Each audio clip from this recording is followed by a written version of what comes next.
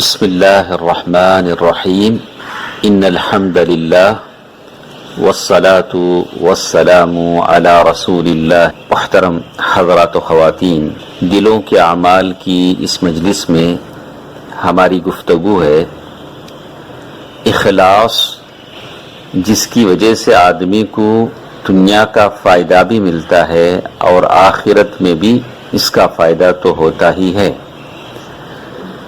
دنیا کے فائدوں میں سے ایک فائدہ مخلص انسان کو یہ بھی ملتا ہے کہ جب وہ اخلاص اختیار کر لیتا ہے تو اس کے دل سے پریشان کن خیالات دور ہو جاتے ہیں اور وہ وسوسوں کا شکار نہیں ہوتا۔ ابو سلیمان الدارانی رحمہ اللہ فرماتے ہیں اذا اخلص العبد انقطعت عنہ کثرت الوساوس والریا، بندہ جب اخلاص کے راستے پر چلتا ہے تو اس کے دل سے وسوسے اور ریاکاری ختم ہو جاتی ہے۔ شیخ الاسلام رحمہ اللہ فرماتے ہیں ان ساری باتوں سے ایک بات سمجھ میں آ جاتی ہے کہ آدمی اگر دین اللہ کے لیے خالص کر دے، دین میں صرف اور صرف مخلص ہو کر چلے، تو پھر شیطان اس پر تسلط حاصل نہیں کر سکتا، شیطان کا کوئی داؤ اس پر نہیں چلتا جبکہ آدمی مخلص ہو دین کے معاملے میں۔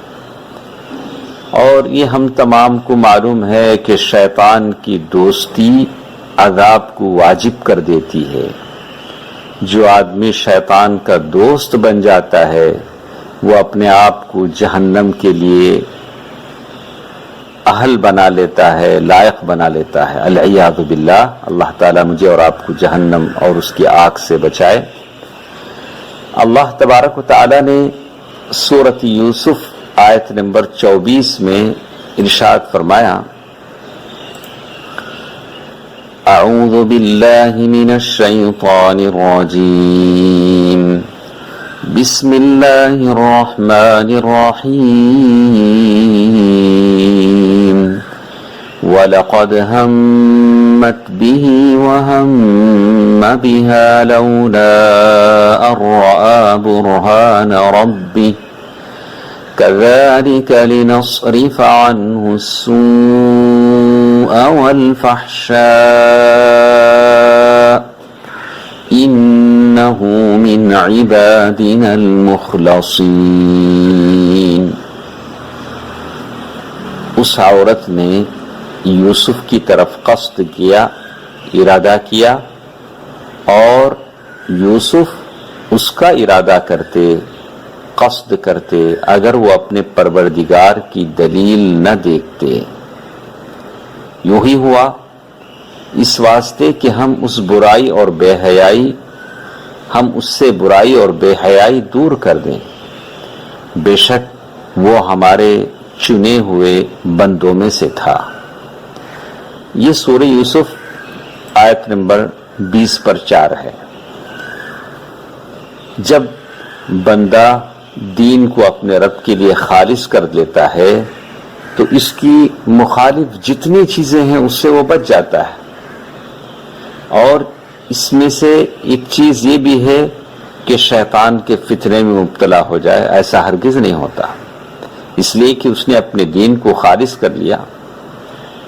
اسی لیے کہتے ہیں وَإِذَا لَمْ يُخْلِصْ لِرَبِّهِ الدِّينَ، شیخ صفحہ نمبر 96 میں اس بات کو لکھتے ہیں کہ بندہ جب اپنے دین میں خالص نہیں ہوتا، جس کے لیے اللہ نے اسے پیدا کیا، جس جبلت اور فطرت پر اسے پیدا کیا گیا، یعنی مجھے اور آپ کو، عوقب علی ذلک، تو پھر اس کی سزا مجھے اور آپ کو بھگتنا پڑتی ہے۔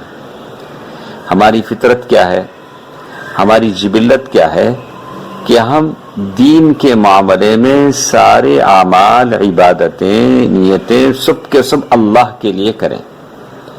اگر ہم اس راستے سے ہٹ جاتے ہیں جس کے لیے اللہ نے مجھے اور آپ کو پیدا کیا ہے، تو اس کا معنی یہ ہوا کہ ہم نے اس کی سزا کو بھگتنے کے لیے رضامندی دے دی، اور اس کی سزا کیا ہے؟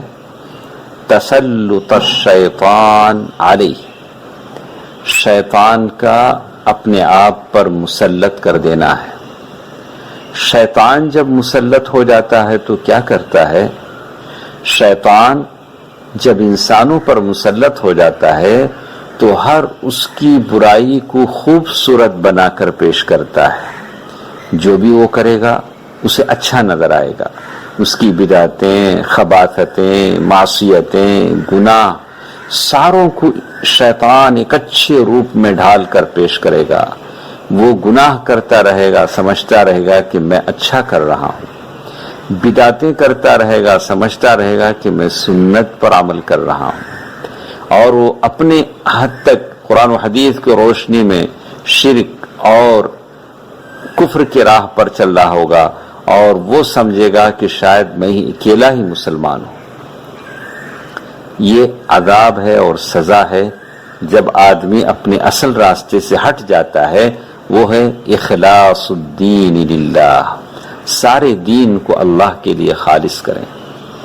پھر شیخ آخر میں کہتے ہیں وَكَانَ إِلْهَامُهُ لِفُجُورِ عُقُوبَةً لَهُ عَلَى كَوْنِهِ لَمْ يَتَّقِ اللَّهِ، اور جب یہ ساری چیزیں اس کے دل میں آ جاتی ہیں کہ وہ گناہ کر کے بھی خوش ہے کہ میں اچھا کر رہا ہوں، تو اس کا یہ مطلب ہے کہ وہ اللہ کا ڈر اس کے دل میں نہیں ہے۔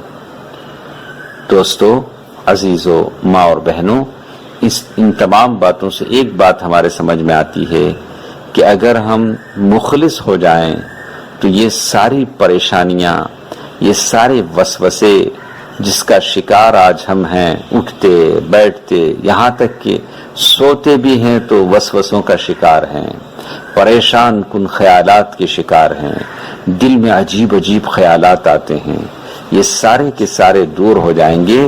صرف اللہ کے لیے اپنے اعمال کو کرنا سیکھیں، دین کے سارے اعمال اللہ کے لیے مخلص کر دیں، وہی مأوا ہے، وہی منجا ہے، وہی ہے پریشان حال لوگوں کی پریشانیوں کو سنتا ہے، وہی ہے بیمار لوگوں کو بیماری میں شفایابی دیتا ہے، اور وہی ہے جو تمام لوگوں کے لیے توبہ کے دروازے کو کھول کے رکھا ہے، اور وہ توبہ کرنے والوں کو پسند کرتا ہے، وہ تواب ہے۔